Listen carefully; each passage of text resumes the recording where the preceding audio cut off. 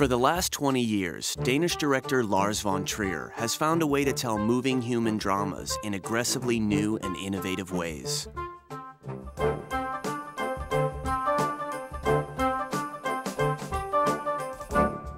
Lars von Trier was born in Copenhagen, Denmark in 1956, the son of radical socialist parents. At the age of 11, von Trier picked up his mother's Super 8 camera and started to make films. He dropped out of school as a teenager to spend his days watching movies. In 1980, von Trier entered the Danish film school. He had an encyclopedic knowledge of film history and the desire to change the shape of cinema. Von Trier's first film, The Element of Crime, a sci-fi story of a serial killer, showed early on his talent for experimentation. It seems to me that for the last 20 years, no, let's say 10 then, film has been rubbish. Dogma 95 is a rescue action. In 1995, von Trier called for a change in conventional filmmaking. Dogma 95 demanded the purification of cinema, requiring filmmakers to abstain from elaborate productions. The Idiots, von Trier's Dogma 95 film, used no props, music, or additional lighting to capture the perverse comedy of self-styled crazy people. De leder efter deres indre idiotkarn. Der er sgu ikke andre, der gør det for dem. Other Danish directors joined him in swearing allegiance to Dogma, including Thomas Vinterberg, whose DV film The Celebration brought worldwide attention to the movement.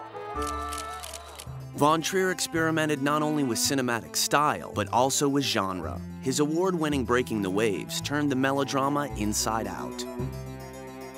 Dancer in the Dark is von Trier's take on the Hollywood musical, for which Björk was nominated for a Best Song Oscar in 2000.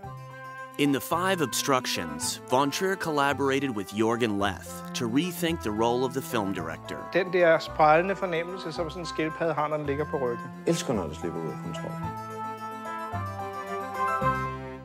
While von Trier almost never leaves Scandinavia, his vision is global. Those awful figurines say more about the people in this town than many words. If this is the town that you love, then you really have a strange way of showing it. His most recent film, Dogville, is a scathing allegory of American values. The whole country would be better served with a greater attitude of openness and acceptance. You're not suggesting that we all wouldn't help out if somebody needed help? No, that's not the point. Von Trier once said, "A film should be like a rock in a shoe." His films, unforgettable and sometimes painful, provoke audiences to see movies and the way they're made in a brand new way.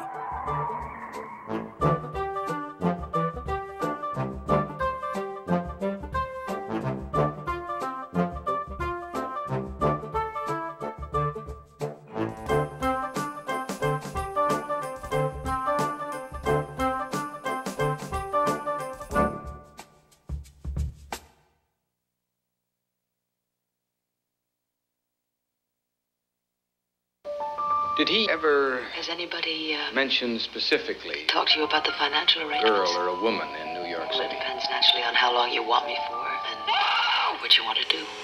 My name is John Clute. You're a private detective. Have you ever been with a woman before? Don't be afraid. I'm not. Hello? You know, there's nothing wrong. Nothing is wrong. As long as you don't hurt me more than I like to be hurt. Academy Award winner Jane Fonda and Donald Sutherland in Alan J. Pakula's dark and stylish 70s thriller, Clute.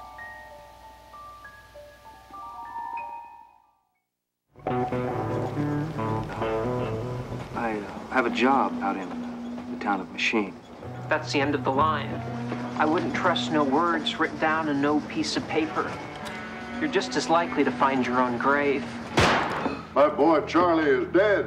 The gutless murderer, one Mr. Bill Blake.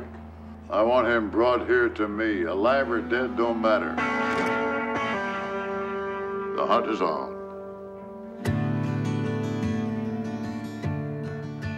You William Blake? Yes, I am. Do you know my poetry? Some are born to sweet delight. Some are born to endless night.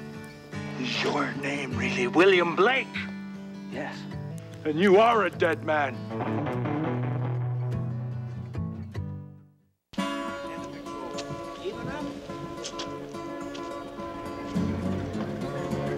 didn't care if she was happy or not. She just wanted to make up for what she did wrong. She blamed it all on herself.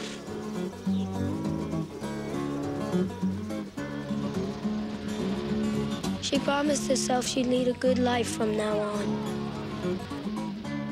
Nobody's perfect. There was never a perfect person around. You just got half devil and half angel in you. Richard Gere, Sam Shepard, and Brooke Adams in one of the 1970s most lyrical, visionary dramas, Terrence Malick's Days of Heaven.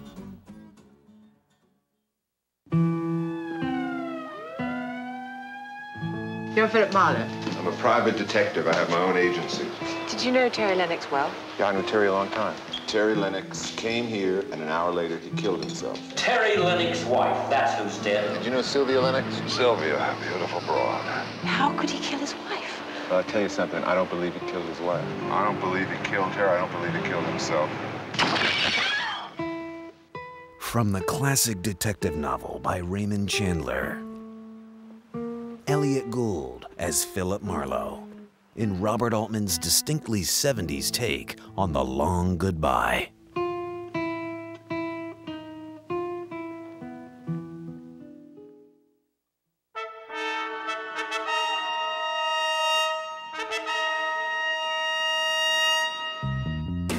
Sundance Channel invites you to enjoy the bawdy adventures of two scoundrels looking for kicks in swinging first-century Rome, where they encounter a cavalcade of dwarves, hermaphrodites, leering degenerates, gigantic bosoms, way too much eyeliner, and some really intriguing post-synchronization.